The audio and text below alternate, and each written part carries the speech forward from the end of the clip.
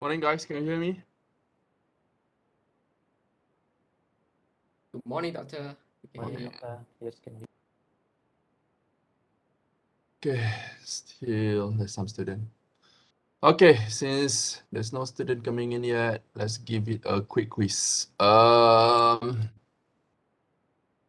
the way, I have uploaded notes and then some stuff on Putra Blast. Let me see.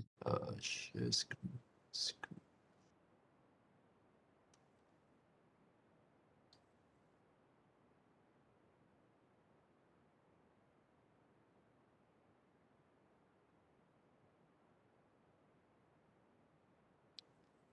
Okay, I have uploaded several things. Okay, first of all is attendance. Okay, starting today you have to mark your attendance. For previous lecture, I'll mark it for you, so it's okay.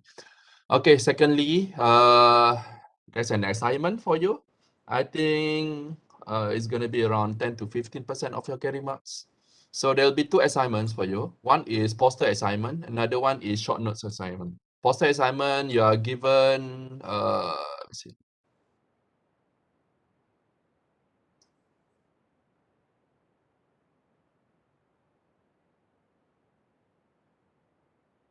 Okay, you have to make a poster, online poster, so you don't have to print it out. And so it's like a good educational poster. The content of the poster up to your creativity, but it should cover a detailed explanation of the disease. Okay, students may upload references you may refer to uploaded references in Putra Blast or materials from the internet and upload your poster to Putra Blast using the link given. You have to save your poster to make sure the size is not so big, so 20 megabyte. The due date is the 30th of May, which is 2 months from now. So there's been no excuse for you to say that you don't have enough time. I've given you ample time. And then carry marks. So for this one, tentatively it's gonna be like 10 marks of your carry marks. Second one is your assignment is to prepare a one-page note. It's like a short notes.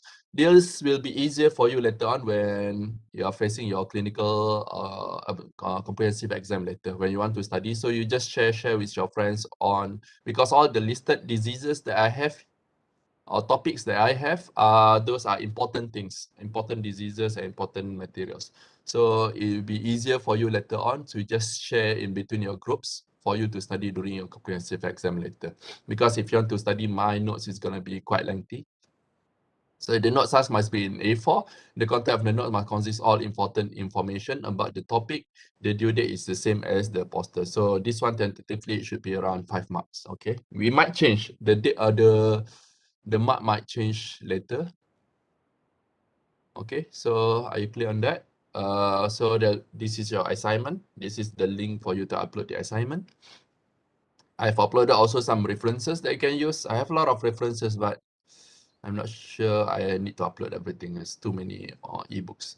Okay, secondly, I've also uploaded a Padlet on Putra Plus as well. So I'm supposed to do this during the week 1, but due to some issue, I just uploaded it. So what you have to do is just basically just introduce yourself.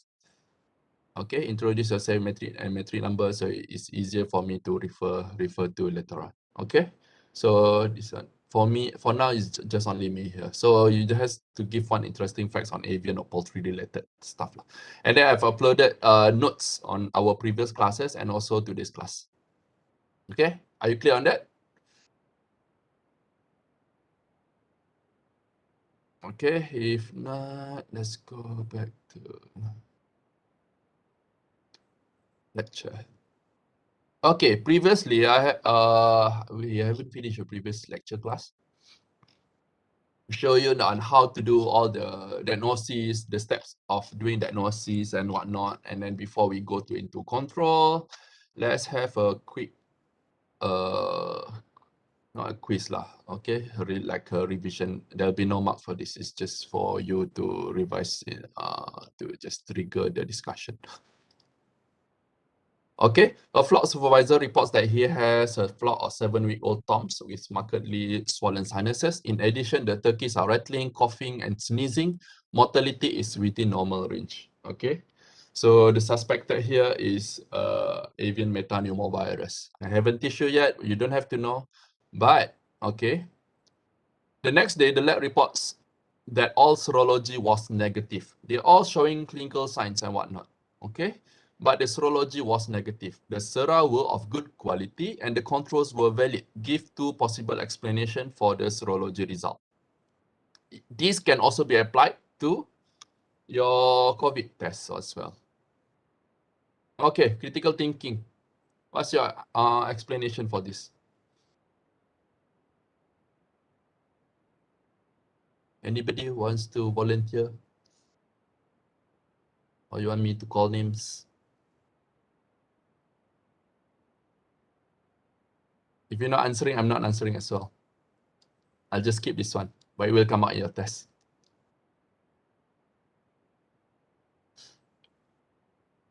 Intubation.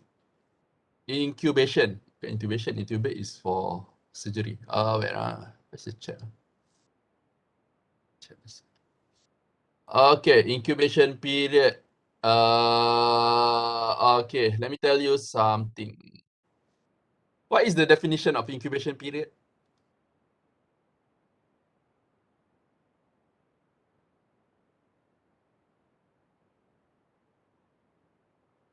Anybody can define me incubation period? Li Jiawei.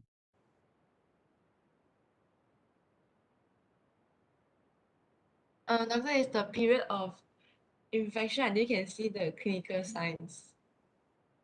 Now can see clinical signs, right? So As you said, incubation it's period. it's the example like COVID, so I was thinking of COVID, the incubation period, so I just give it a guess. Okay. But it's wrong because they already show clinical signs. Incorrect way of taking samples for serological tests. I've stated here the next day, all sera were of good quality and the controls were valid. So if the good sera is good quality, taking sample is not an issue here. Anything?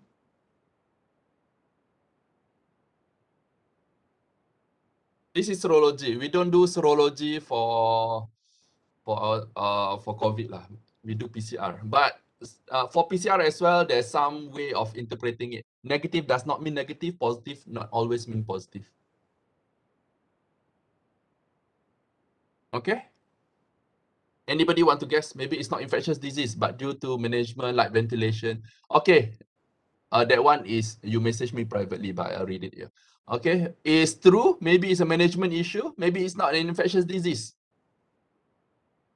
The coughing, sneezing, but maybe it's ammonia problem. They suspected it of certain disease, ND or something, but maybe it's not that disease.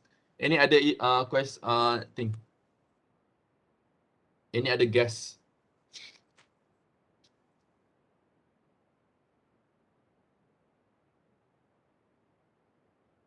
What quality of equipment? Not really. The syrup is good quality. It means like there's nothing to do with sampling technique, sampling location or whatnot.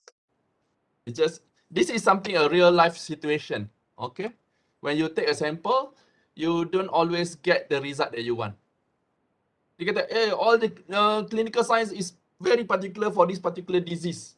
But bila ambil sampel, negatif lah pula. Antibody titer still low. Why? You're on the way there, but why?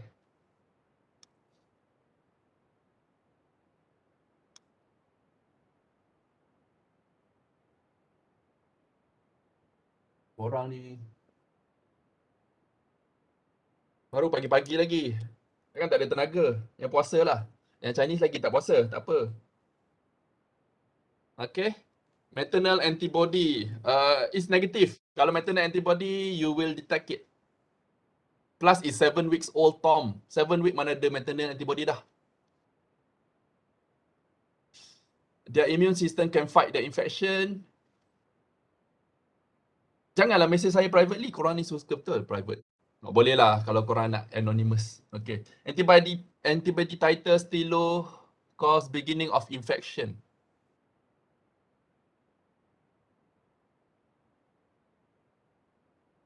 Immunosuppression, yes. Okay, immunosuppression. Immunosuppression could be.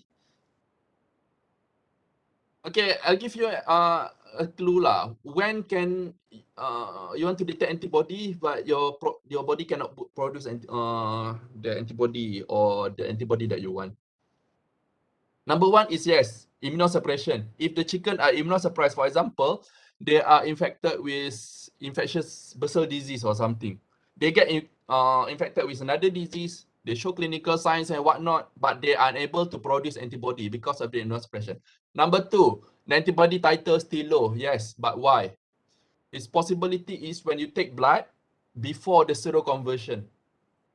Okay, I think you have taken immunology, right? So it takes some time for the body to produce antibody. If sometimes the clinical signs may be very acute, even ND or something, you just get infected, the next day, they just die. You show clinical signs and just die. At that point, the antibody have not been produced yet. It's related to human diseases also. There's a lot of human diseases that the antibody will produce a bit late. For example, HIV, they produce sometimes 2 to 6 months later, then you can only detect it. If you do the test earlier, then you cannot detect it. And then what else? Management issue. It's a disease that is totally not related at all. Okay, another thing that you can do, because when it comes to antibody, okay, if you are dealing with diseases that have many serotypes, okay, and then you are testing against certain particular serotype only, then you may not be able to detect it.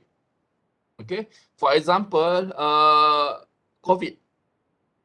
COVID is a coronavirus. They can belong to various serotype. It's similar to infectious bronchitis.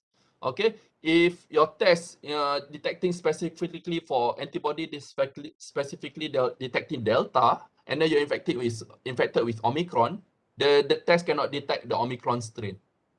Okay, so this is one of it lah. What are other possibilities? The management also, as different diseases. Okay, for example, you're suspecting is ND, so you run for ND. You're very confident. That's why, like I said in the previous lecture, okay, keep your mind open. Okay, you may have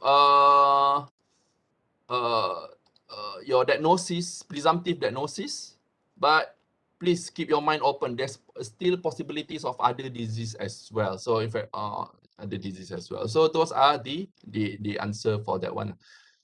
When it comes to PCR also, okay, you might have some issue also. You try to detect it, but the PCR is negative, or the PCR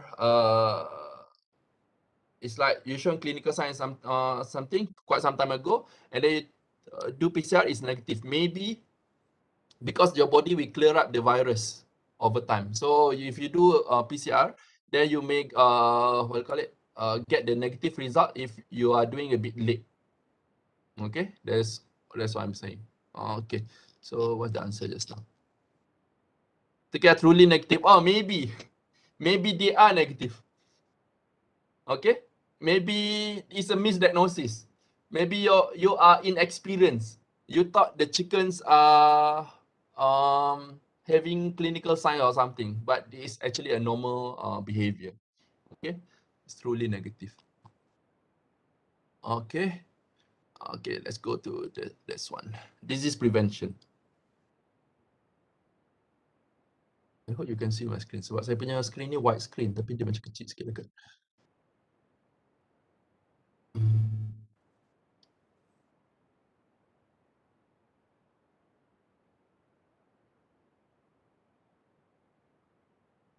Okay, disease prevention. Okay, next one is disease prevention. Poultry diseases cost around millions of dollars every year. It's one of the highest costs of production when it comes to poultry production.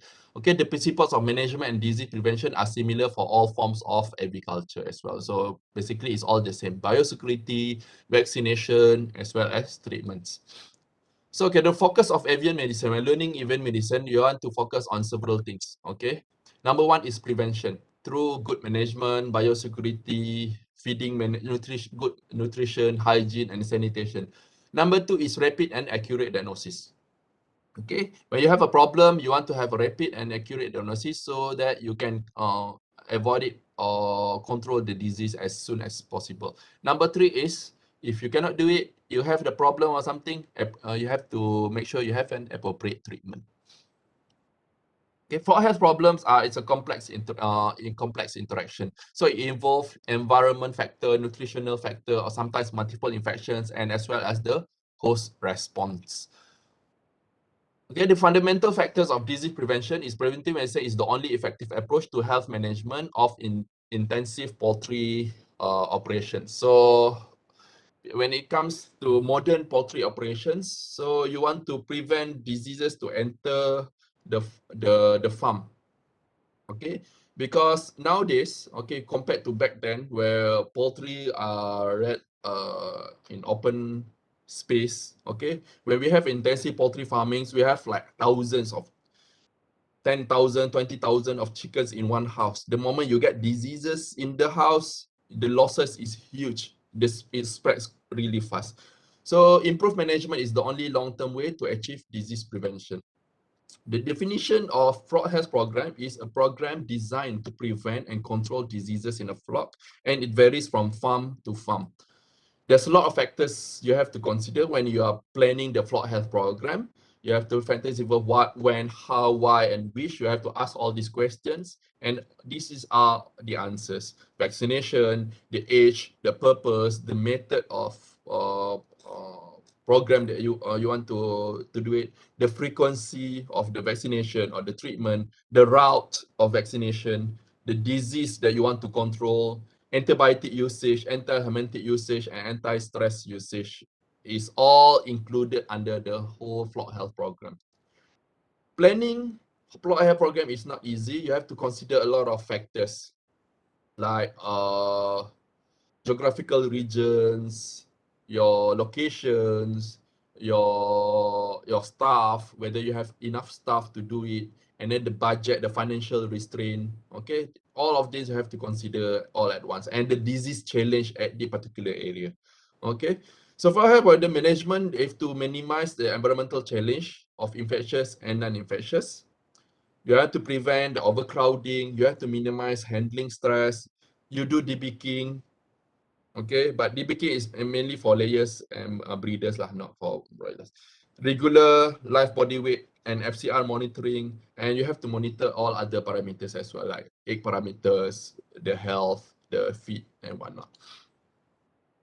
And another objective of flock health program is to enhance host defense through vaccine and vaccination, or biological substance such as probiotics. Okay, we do give probiotic, we do give some such as like enzymes as well.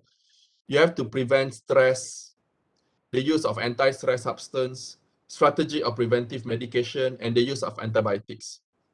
For example, in Malaysia, the use of antibiotic is a bit loose. Okay, many of the farmers are using antibiotics as scheduled. Okay, they give a scheduled antibiotic usage, which is not recommended. You should give antibiotic when needed. It's fair to give antibiotics when they arrive or after vaccination, because at that time you presume that they might be immunosuppressed during that particular time. Okay, and then other direct or indirect activities related to enhancements of host resistance against diseases. Okay, monitoring, assessment, appraisal, modification or changes, and also may include other production parameters. This is all the activities that you have to do. When you have a poultry farm, the farmers should have all the records. Okay, the FCR, the live body weight, the monitoring, the daily gain, like I shown you in the previous class. This is how you monitor whether your flock health program is working or not. Okay, and then I would like to say, for each farm, okay, for each farm, the flock health program differs.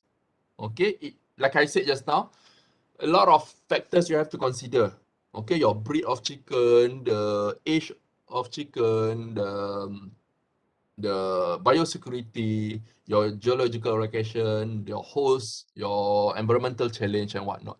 So for broiler, okay, for broiler, the age is, they live only around 32 to 45 days max, around that. Okay, so you want to maintain the FCR. The objective of a broiler, you want to maintain FCR and daily gain get them fed as much as possible, as soon as possible, and you want to minimize the cost, okay? Because you don't want to spend so much. You only earn few cents every bird, okay? So you want to really minimize the cost. So you want to know the history of farms and endemic diseases, and then the vaccination, you only need the basic vaccination. You don't need to do all the layer and breeder vaccination or the fancy one. The method and route and frequency of vaccination, you have to determine it whether you want to do hatchery vaccination or you want to do farm vaccination. Some farmer opt for hatchery vaccination, ask the hatchery to vaccinate all the chickens before they send to the farm.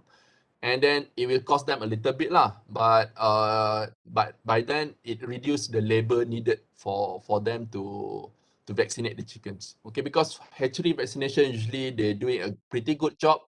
The chances of misvaccination is less compared to field vaccination. Okay, antibiotics in case of bacterial infections, you have to check withdrawal periods. You have to do deworming if needed, if any history of helminths at the farm. But most of the farm usually we don't do deworming lah, unless deep litter system, and then you're encountering sort of like worm issue or coccidia issue. Okay, coccidia prevention is also based on previous history and clinical signs. If your farm have had a coccidia problem, then you want to consider coccidia prevention in the future. Just have some stock at your farm in case you have a coccidia problem. Supplements, okay, this one is a must. Most all farms have it lah. Okay, we do give a lot of supplements, vitamins, amino acids to boost immune system and to enhance their growth. Biosecurity, control any movement in and out of farm. The design of the farm has to be emphasized. The location have to be emphasized. You want to avoid management problem, like related to hygiene, waste, water, ammonia, and feed. You want to control vectors for pathogens like insects, wild animals, and rodents. Reduce environmental stress, unnecessary environmental stress such as heat, okay, especially if you have open house system. Closed house system also have heat issue as well if your ventilation is not good. Ammonia problem, okay, or hygiene problem. And then you have to do frequent monitoring and screening of the diseases from time to time to ensure that your flock is doing well.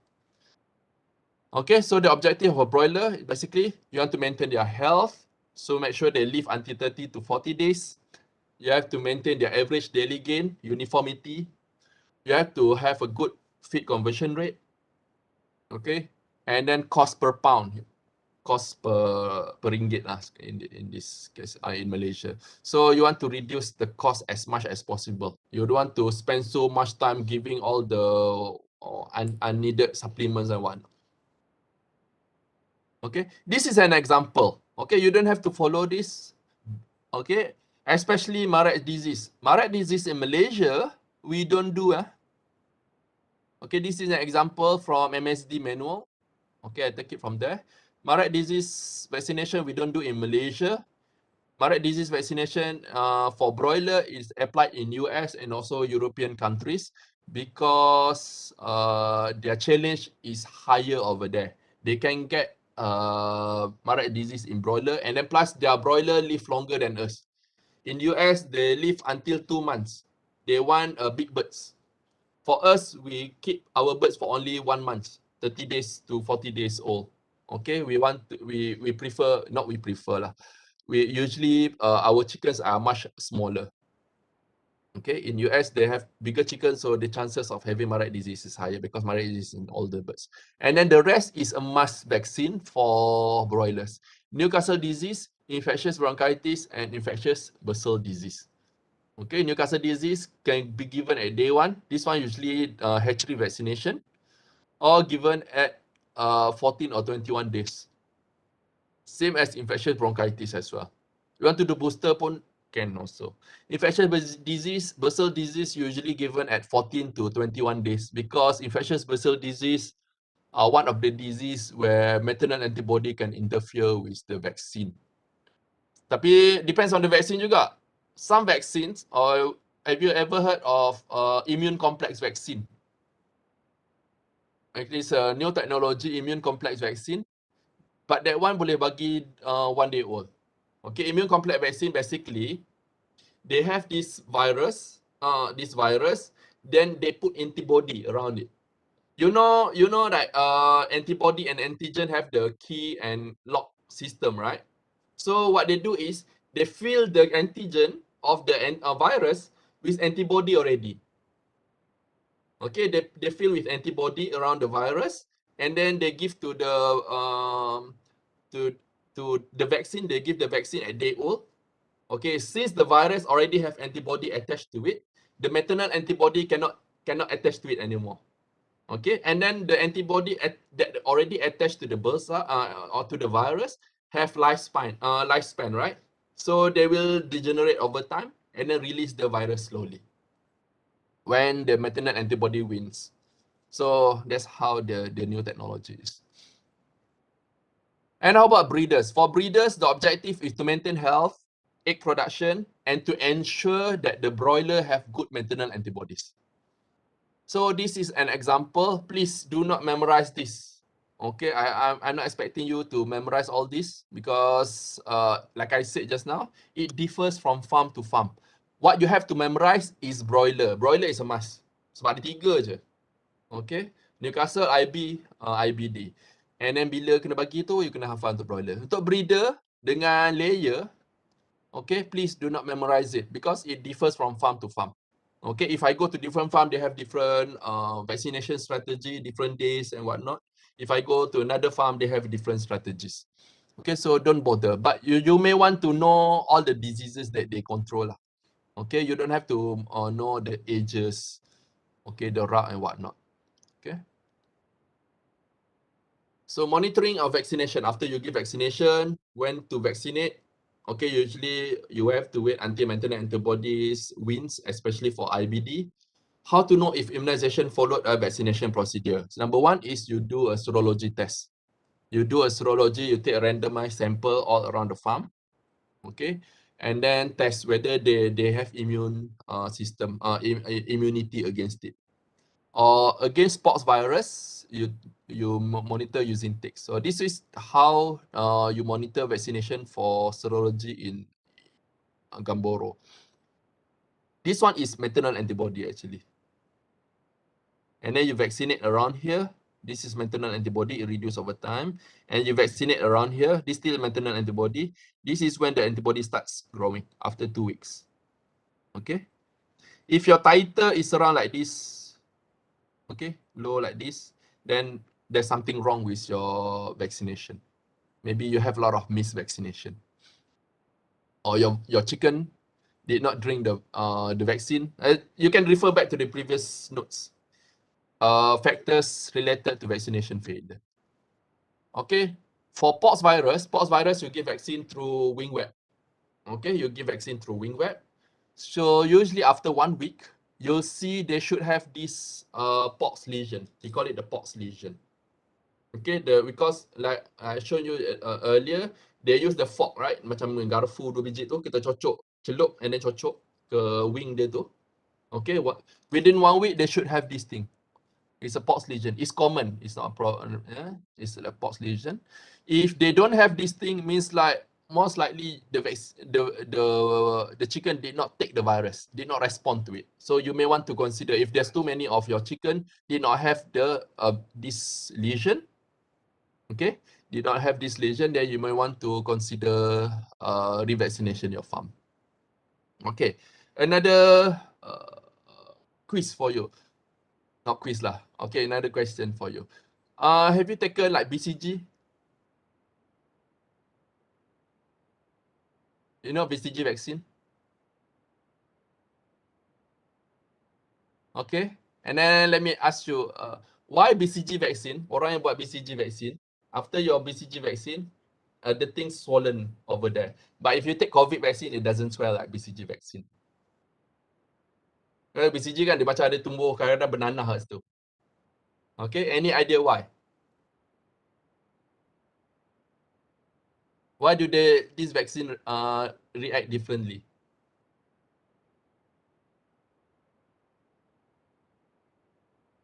Any idea? Tak apa, you can think of that yourself later. Okay? Okay, that's all for the previous class punya lecture. Tu pun dah habis tengah jam. Saya selalu kelas laju. Okay, I have one question from Joey. Doctor, then what action should we take for the situation? Do we treat the chicken based on the clinical signs or we do another test? Okay, in this case, first of all, you suspect it to have, in this case, I suspect it to have avian metapneumovirus. It's a disease in chickens. It's a virus. There's nothing much you can do. Okay, virus situation, COVID is a virus. Nothing much you can do. It's all symptomatic treatment. What we can do is you can give antibiotics because you assume when they have all this reaction, there may be the stress and immunosuppress and secondary bacterial infection can have. You just treat immediately. You don't have to do another test. Okay, you have to treat immediately for that. But you may want to do another test just to confirm. Sometimes we call it PET serum sample. Have you heard of PET serum sample? Immunology should teach you that. You take serum sample 1 week or 2 weeks apart. Okay, you want to see whether it increase or not. If you the second time you take the blood and then you check the antibody, it increase, means you have an active infection. Okay, if you take the blood and then the antibody reduce, the titer is reduced, okay, means that they are not having active reaction anymore, active infection anymore. It probably been a while since they have been infected. Okay, that's how you do it. Or it might be what do you call it? Vaccine response as well. Okay. Any questions so far from that lecture? So let's have another lecture. This one. Still have another 30 minutes. Okay. Causes of mortality in young chicks. Okay, this is your first disease related. Okay, when it comes to disease patterns, like I said in previous lecture, some diseases are limited to certain age, okay, or more prone to certain ages, young age or older age. Some disease, chicken in older age are resistant to it. Okay, for example, like chicken infectious anemia or infectious bursal disease. Older birds are more resistant to it. The younger bird usually have it. Okay, so management system is also one of it. One of the thing. Open house system have different disease. Closed house system have disease. They are prone to different diseases, and the causes could be infectious and also non-infectious. Brooding period is around 0 to 2 to 3 weeks, usually on 2 weeks lah. Okay, I think you should have learned this during your production. How much is normal mortality? For during brooding period, okay, mortality should not exceed 1 to 2% of total population during the brooding period. Okay, brooding period is when the mortality is highest usually. Okay, they usually die a lot during the brooding period. But still, mortality should not exceed 1 to 2%. If it's more than that, means you might have problem with your brooding system. Higher mortalities in chickens from young breeders usually. Young breeders yang mak dia yang muda-muda tu selalunya anak tu low quality a bit lah. Okay. When does mortality happen? Mortality could happen early mortality. Early mortality, I'm talking about first few days with the moment you put them at the farm. Okay. First few days of the brooding period. Usually the problems are associated with the hatching or transportation or related to anything related to before they arrive to the farm. Late mortality, usually problems associated with the farm. Late mortality, I'm talking about 1 week later, 1 week or 2 weeks of the brooding period. Okay, which one is better? Early mortality or late mortality? Any idea? Early mortality, why? I think I save cost, save loss. Yes, exactly. Early mortality is the best because they haven't eat anything, they just die. Good. Okay. And then actually for broiler farm, actually contract farmers, your chicken, they have warranty. Okay, they have sort of warranty lah within 1 week or within few days. If you have a lot of chicken dying within the early mortality, okay, the breeder will replace you with a new one, or the contractor will what do you call it, bagi ni lah, tu ganti rugi. Okay, so this is the mortality chart. Okay, for generally for all production system. For broiler chicken, for brooding period, you should have one around less than 1% from 0 to 2 weeks of age. From growth, okay, 0.5 birds per 1,000 birds per day. Total end mortality should not exceed 2.5%. For broiler, turkey, broiler breeder, laying hen, this is the charts. So they have much higher mortality because they live longer. They live for setahun, 2 tahun. So you expect higher mortality lah. Over 1 year mesti banyak yang matinya. Okay. So these are generally the mortality chart. Your guideline lah, if people asking me. So what is the limit for mortality? How you consider is high or how you consider is low? So this is the basic guideline. Brooding period, mortality in broilers. Okay. Weekly mortality of broiler. So you can see here, waktu awal-awal tu banyak yang mati. Ni cumulative mortality Sebab tu over time dia turun. Lepas tu it average lah. Okay. So during the first week of age, first 2 weeks of age, you see a lot of mortality. Okay. This is cumulative or add on. So tak kira inilah. Why mortality is high during the first weeks? Because number one is birds are not immunologically matured yet. They are still new, like newborn lah. Okay. Stress is very high during brooding period. You have to do handling from the hatching, keluarkan daripada tray, matu kira, lepas tu buat sexing pula tu, korek-korek bentuk dia, apa tu semua tu. And then you do beak trimming, kalau yang buat beak trimming lah. Toe trimming, kalau yang buat toe trimming. Vaccination or medication injection, okay. Subcut injection selalunya ataupun spray vaccination. Okay, lot of vaccination going on. Kadang-kadang vaksin sampai 2-3 vaksin satu hari. Okay. Spray vaccination, sometimes spray vaccination, the body of the chicken get wet as well. So they chill, they become sejuk.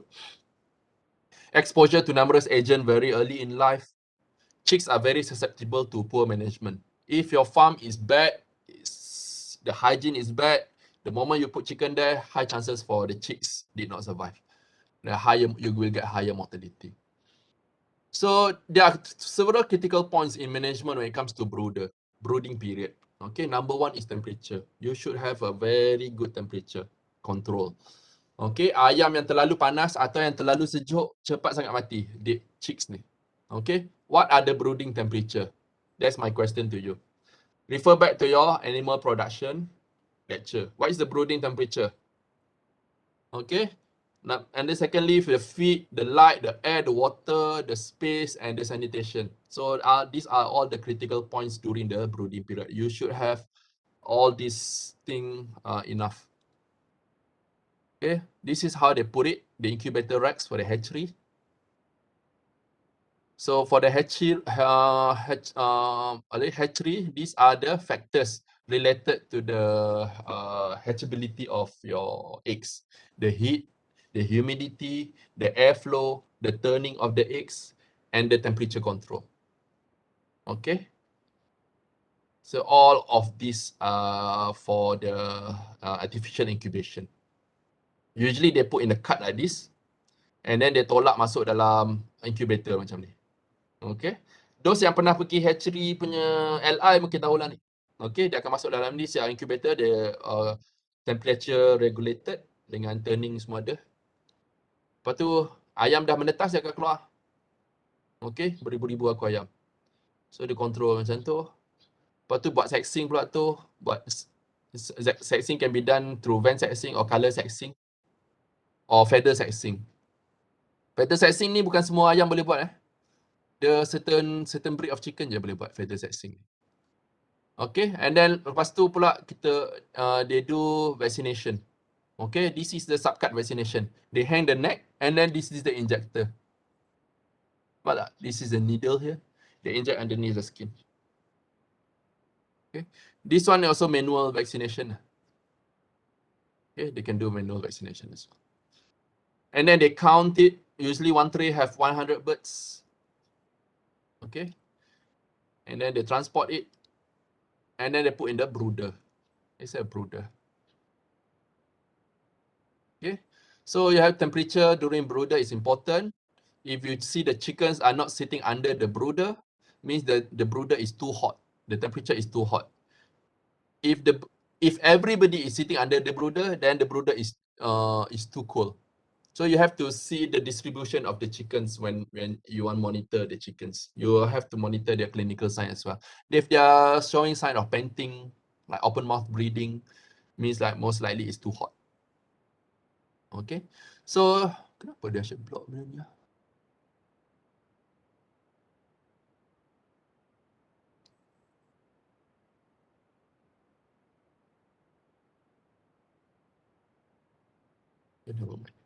Common diseases of chicks less than 3 weeks old. We have infectious diseases, bacterial omphalitis, Yolksäcolitis, pullorum disease, fall typhoid, fall paratyphoid. This is salmonella, viral diseases. But this for viral diseases, I will not discuss during this lecture. I will discuss it in each individual system. Newcastle disease, avian encephalomyelitis, and fowlpox. A lot of viral diseases. And then fungal, like aspergillosis. Non-infectious disease, fatty liver kidney syndrome, and visceral gout. Unknown etiology such as early chick nephritis, but nowadays they relate it with astrovirus. Other diseases like congenital defect and management problem. Number one, this is the most common one, which is the omphalitis or Yolksäcolitis. The source of infection is fecal contamination of eggs with bacteria at breeder farm or hatchery. Various organisms can be involved in the omphalitis or Yolksäcolitis. Dia omphalitis ni tali pusat. Apa tu? Pusat dia. Okay, or Yolksäcolitis. During the first week of age, the chicken still have the egg yolk inside the chicken because this is the source of maternal antibody as well as nutrient from the mother. So these are the bacteria that are possibility can cause omphalitis or Yolksäcolitis. Salmonella, Staphylococcus, E. coli, Pseudomonas, Proteus, and Klebsiella. The bacteria can penetrate the shell membrane when they are in eggs, okay, and they're in eggs, okay, and cause yolk sac infection. And then those chickens that are infected in eggs, they have navel inflammation and incomplete closure of the navel. Late embryo death, 2 to 3 weeks to push hatch. Okay, mortality 1 to 3% to 10 to 15% in severe cases.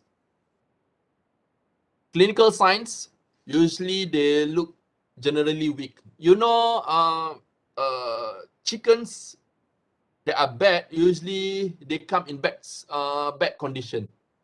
Okay, those that have omphalitis, usually they have ruffled feather, dia macam senyap sikit, lack of body tone, enlarged abdomen, and then you can see and the abdomen area is moist.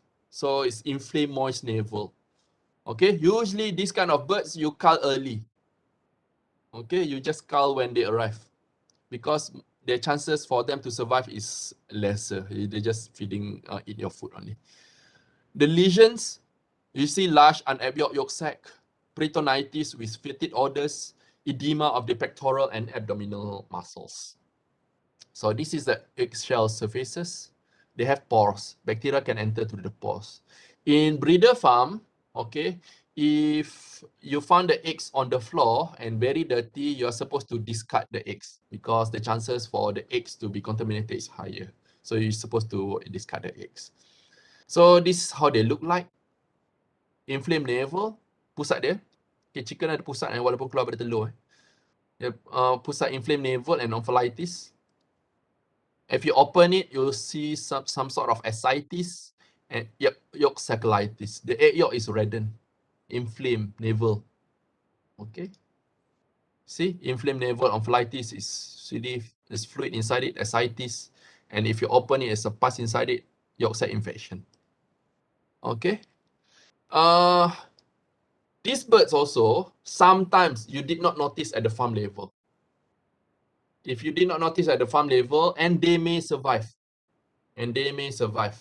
What happened is, if you open the chickens when they are a bit older, 3-4 weeks old, or during harvest period, okay, if you do postmortem, you may notice something at the Merkel diverticulum. You know what Merkel diverticulum is? Dekat tali pusat dia tu. Okay, dekat intestine dia, Merkel diverticulum. That's all, we call it yolk sac remnant. Because when they are young, they get infected, the yolk sac becomes solidified. Okay, and then they cannot be absorbed. And then this will permanently be there until they're old. Okay, if you open a lot of older birds, 30 weeks, 30 days old or something, and then you see many of them has this yolk sac remnant. Okay, so you have to note that high chances that during their early age, when they are 1 week old, they have yolk sac problem. So you may want to what do you call it? Prevent this in the future lah. Okay, onpholitis, the diagnosis usually based on the history, clinical signs, and lesions. If you want to do culture, you can do culture as well. You take the egg yolk culture and then do bacterial culture if you want to know which bacteria is causing the problem. The treatment, you can give antibiotics, tetracycline, furasol, or you can, most of the time, just cull. Okay, most of the time you just cull, because high chances all these birds that have all this issue, onpholitis and yolk sac colitis, they will grow a bit slower, they are stunted, and the FCR is higher. Okay, so it's best for you to just cull all these birds if you notice it early during the first week of life. Mortality more than 30%, you may want to review the breeder flock. Okay, you want to tell your breeder or the hatchery, yeah, something wrong with your breeder lah. All my chickens are all low quality. Okay, egg handling or the hatchery problem. Maybe the hatchery is not hygiene enough. The bacteria get infected during the incubation period and the hatching, the procedure.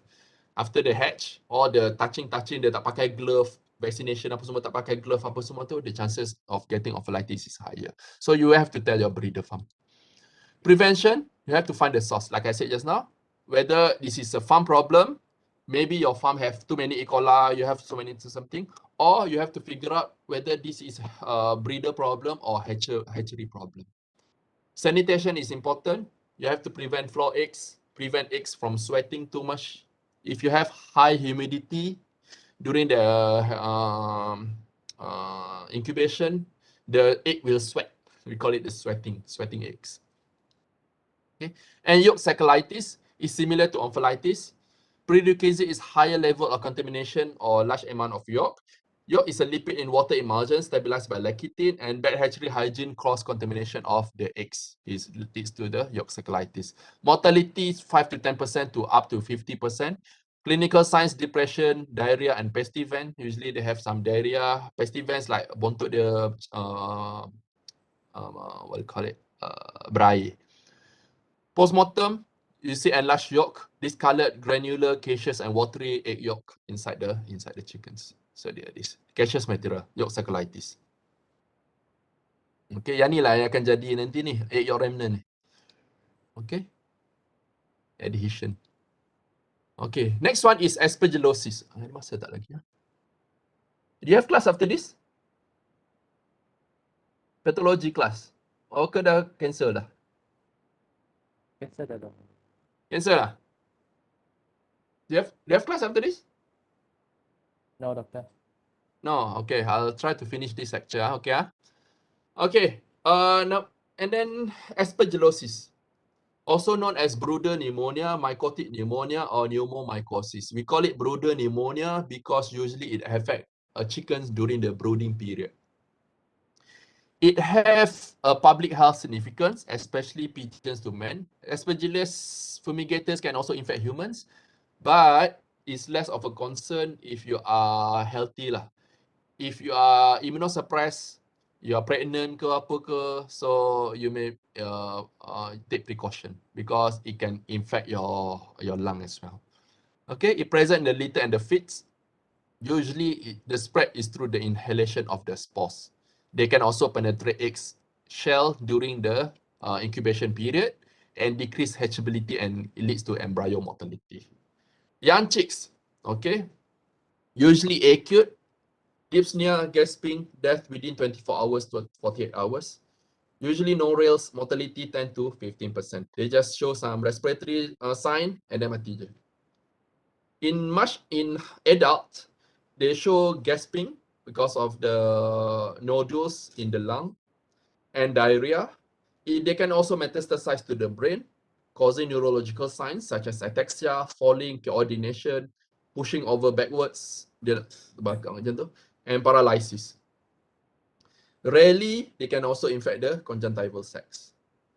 Okay, I have case of aspergillosis happened in 2017 in a layer farm also.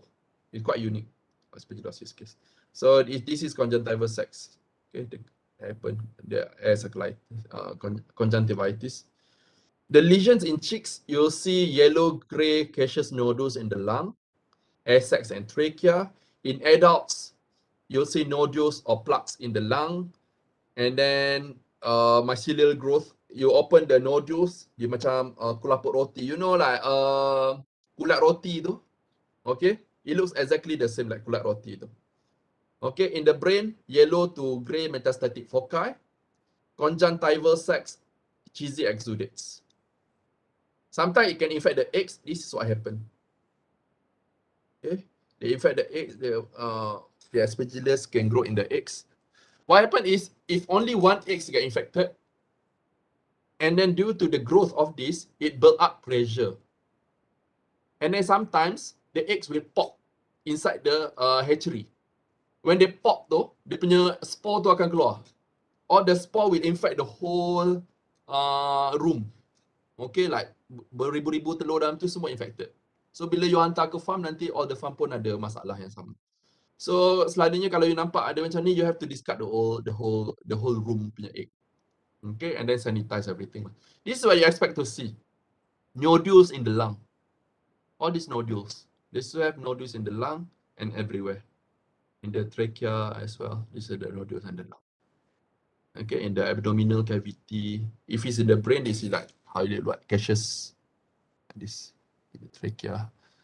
Okay, and if you open it, okay, this is how they look like. Okay, dia macam yang kulat roti tu. This quite easy to recognize lah. Aspergillosis is quite easy to recognize. You see all the nodules, you open the nodules, you see all this. And then if you check under the microscope, this is how they look like. Branching hyphae. Ni kalau dekat lung je lah tau. Dekat lung ni akan nampak macam ni. Okay, for diagnosis, based on clinical signs and gross lesions are usually very suggestive. It's quite easy and straightforward. You nampak nodule tu. And then you can see septate branching hyphae in the microscopic examination. You put under 10 to 20% KOH of the fresh nodules and you stain them with lactophenol blue. Okay, for isolation, you can isolate the fungus as well using seborrheic dextrose agar or potato dextrose agar. Okay, this is typical. You should learn this in bacteriology before kan. Okay, this is how Aspergillus fumigatus look like. Flavors and fumigators dua-dua ni. Okay, dia ada bunga macam ni. Okay, kalau different fungus dia ada different shape tau. Dia ada macam pine tree. Okay, and then this is the branching septate hyphae. So control, make sure it's good hygiene lah. Okay, usually this is related with bad hygiene. If you store the feed for too long, or if you store the deep litter for too long. Okay, and then the fungal will grow.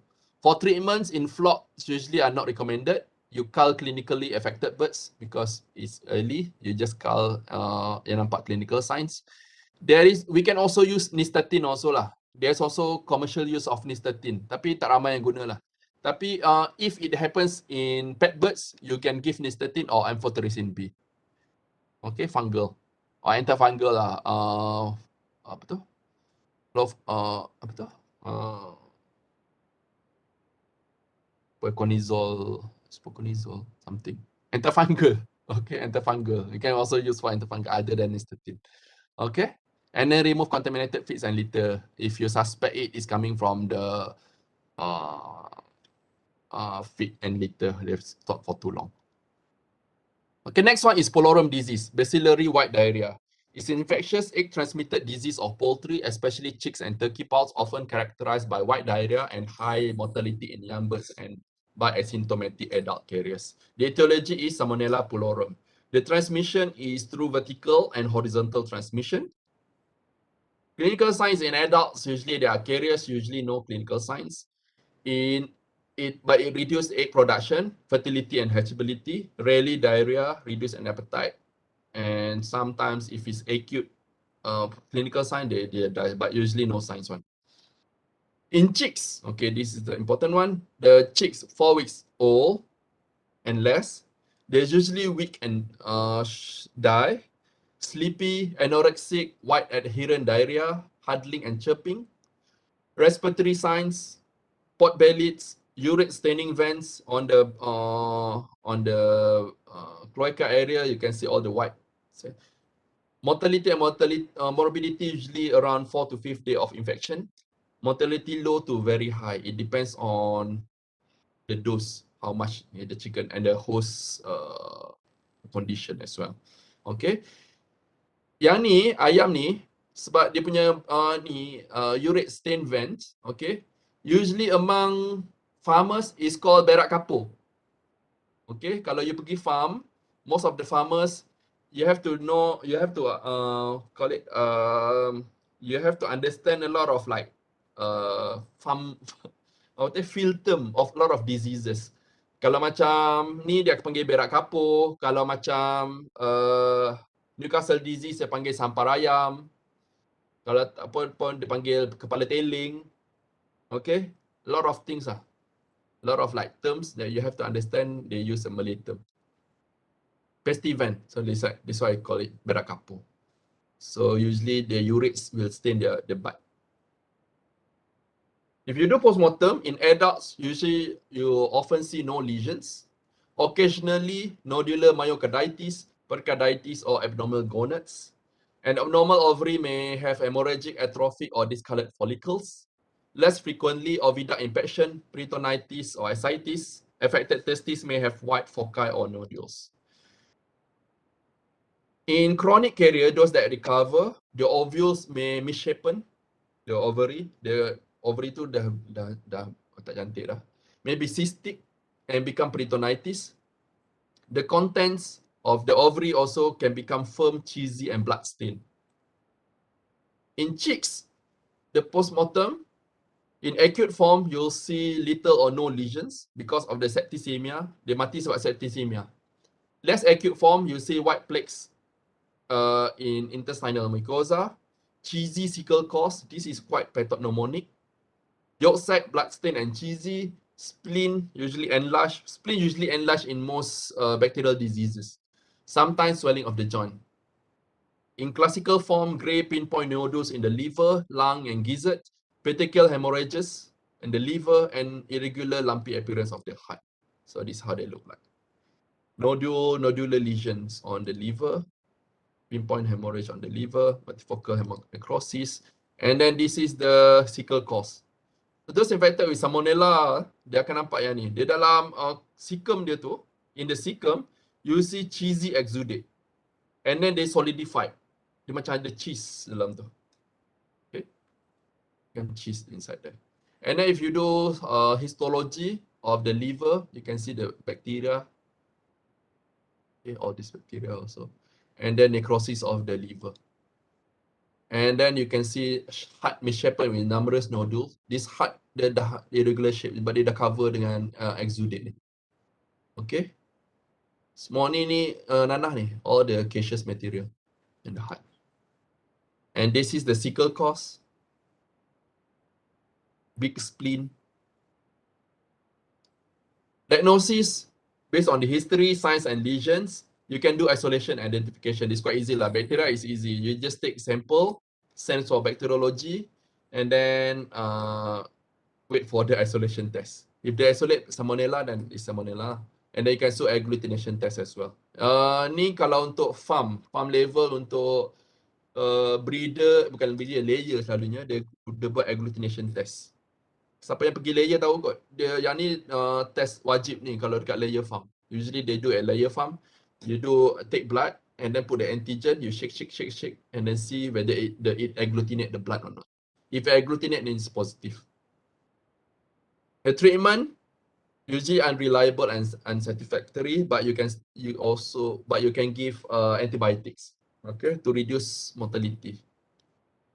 So this is how they do slide agglutination test. Negative, there is no agglutination. Positive, you agglutinate. Or tube agglutination as well. Kalau negative, it does not agglutinate. This one you can selalunya buat kat farm layer and breeder farm. Okay. Sebab kalau kita nak export telur ke Singapore, we have to ensure that all our chickens are salmonella negative. Okay, so this is one of the requirement. Control. Okay, in US, they have National Pullorum Disease Eradication Program, National Poultry Improvement Plan. But in Malaysia, we also have a Salmonella Control Plan. Okay, you can go to DVS. They have this protocol. They color coded it. If gray code means suspected, red code active, they have active infection. So means like the farm are not supposed to sell any of their eggs product. Okay, yellow code under control or treatment. They have infection but already been treated. Okay, green code has been recovered and you can sell the eggs already. White code, they are free. Okay, next one is fatty liver kidney. Banyak lagi ke? Banyak tak? Okay, I'll finish it. I'll finish this one lah, senang. Okay. Fatty liver kidney syndrome is one of the disease related to early brooding period. It's a metabolic disorder due to biotin deficiency and other dietary factors and stress. Biotin is an essential coenzyme in carbohydrate, fat, and protein metabolism. The clinical signs, usually they look lethargic with signs of paralysis. They lie on the sternum with neck extended or lie on the side with head bent backwards. It's like a torticollis kind of thing, stargazing. Die within few hours. Mortality less than 5% to up to 30%. Post-mortem, you see pale and large liver, kidney pink adipose tissue, heart pale and flabby. You see, basically they look pale in general. Okay, diagnosis you can do through gross and histology of the liver and kidney. This disease is quite rare. I've never seen it, but I have to teach you anyway. So it can happen, okay, if you don't have enough biotin in your food. So what you can do is you add chemical biotin or through add molasses up to gula perang. They have biotin as well. Increase fat and protein contents in the feed. The visceral gout is common. Visceral gout is merely the sequel to renal failure. It's not a disease entity itself. It's a loss of renal tubular function rapidly leads to hyperuremia and to a visceral gout. Okay, in chickens, chickens do not have the gallbladder and they do not produce urine. Okay, the chicken they tak kencing, but they produce uric acid. Okay, if they have kidney problem, renal function, they cannot excrete out the uric acid. So it leads to the accumulation of the uric acid, which leads to the visceral gout. The cause is deposition of uric crystals on the serous surfaces of the thoracoabdominal viscera and on the synovial membranes of joints and tendon sheath. Due to loss of tubular function, maybe due to primary tubular damage or the back pressure following obstruction of the ureter and its branches. Ada banyak benda lah. Kadang-kadang gout ni you can happen if the chicken are dehydrated for too long, if you have kidney damage, or the ureter is blocked. In cases, for example, infectious bursal disease. In infectious bursal disease, the what do you call it? The bursa become enlarged and it blocks the ureter from coming out. So the backflow. So this is how it look like. In kidney of chicken selalunya dekat belakang tu, dekat rib tu. Kalau korang suka makan apa tu peha ayam. Peha ayam bukan? Peha lah. Peha ayam, korang perasan ada benda-benda hitam tu selalu tu. Yang tu kidney sebenarnya tu, yang kat dalam tu. Okay, yang selalu kita korek tu. Okay, kidney. It lies on the back. There's 3 lobes on each side. 1, 2, 3. 1, 2, 3. Okay. Usually they lie flat on the surface or the back of the back. They have a space there. And then if there is a uric acid accumulation, they become enlarged and become prominent. Okay, they become very prominent. Okay, you see all this white thing. Nampak tak putih-putih ni? I don't show you. You can see all these things. Okay. And then you can see the heart here become white. And then you can see the liver here. There's a white stain. It's all urates. All urates. Urates tu senang je nak nampak. Dia macam gritty appearance. Dia berpasir. Macam berpasir. Dia nampak berpasir. Benda tu berpasir. Dia kalau gambar ni tak nampak sikit kot. Okay, dia nampak berpasir. And other causes of early mortality is usually related to mismanagement at hatchery and at the farm. Improper beak trimming, bleeding cause infections. Improper toe trimming also cause infection. Rough handling during sexing can cause ruptured yolk sac. Dia picit-picit kan. Kan kita picit bontot tu kan untuk tengok dia punya sexing tu. Kadang you picit kuat sangat, your yolk sac tu pecah. If the yolk sac pecah, it akan cause yolk sac peritonitis. Okay. Contaminated vaccines is one of the way. Ni saya nampak beak trimming tak betul. Salah potong. Okay. Toe trimming pun tak betul. And then servicing problem, rupture yolk sac, nampak hancur yolk sac dia. Ni waktu dia dia kan manual handling kan semua benda tu nak masuk dalam bekas apa semua tu. Kadang if rough handling you will have these kind of things. Contaminated vaccine, the subcut vaccine, you see here gaseous matter around here. Okay. There's a lot of other mismanagement issue lah. Overheating, dehydration, starvation, little eating, persecution or cannibalism, trauma. So you can read yourself. There's a lot of others. You don't have to memorize everything. Okay, ammonia burn. Ni tahu tak makan ni. Dia makan, tak makan lama sangat, dia bile stain. Kalau tak makan, you will see the bile duct will be very enlarged. Okay.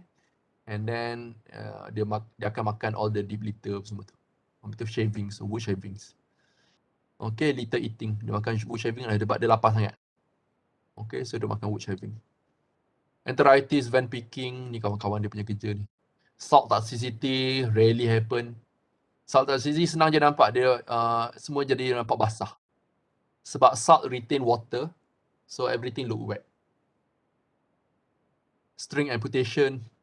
Okay, yang ni kadang-kadang dia buka guni makanan tu. When they open up the food sack, okay, there's a string there, and if you leave the string on the floor, sometimes it strangle the feet of the chicken.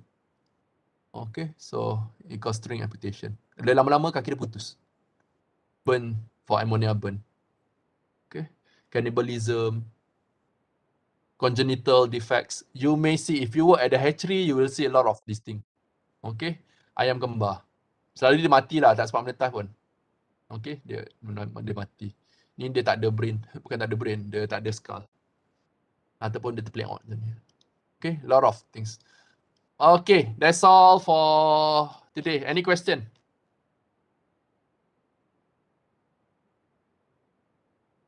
If there is no question, that's all for today. Okay. Stop sharing. Please again, okay, refer back to your Putra Blast. I have uploaded your assignments. Okay, those that came in late, I uploaded your assignment. Your assignment due is in end of May. And also, I've uploaded a Padlet for you to introduce yourself also. Okay. Or introduce yourself and give an interesting fact on avian also. And I think that's all for today. Thank you very much, guys. Have a good week ahead. Doctor. Okay, doctor.